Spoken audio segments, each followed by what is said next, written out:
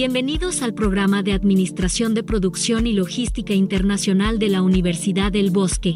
Este programa está diseñado para formar a profesionales capaces de liderar y optimizar procesos de producción y logística en un contexto globalizado. Si te interesa el mundo empresarial y la gestión de la cadena de suministro, este programa es para ti. La producción es una pieza clave en la cadena de suministro, ya que es el primer paso para crear un producto que pueda ser distribuido al mercado. En este programa, aprenderás a gestionar eficientemente los recursos para mejorar la productividad y calidad de los productos. Además, conocerás las últimas tendencias y tecnologías que están transformando la forma en que se produce a nivel mundial. La logística es el proceso de coordinar el transporte y almacenamiento de productos desde el punto de origen hasta el destino final.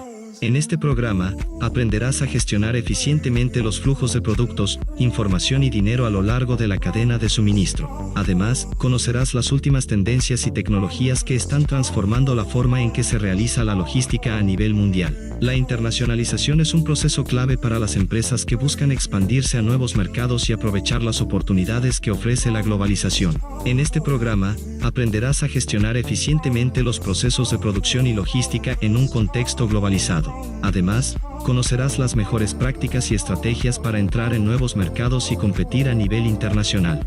El programa de Administración de Producción y Logística Internacional te prepara para liderar y optimizar procesos de producción y logística en un contexto globalizado. Si estás listo para dar el siguiente paso en tu carrera profesional, este programa es para ti. Únete a nuestra comunidad de estudiantes y comienza a transformar el mundo empresarial.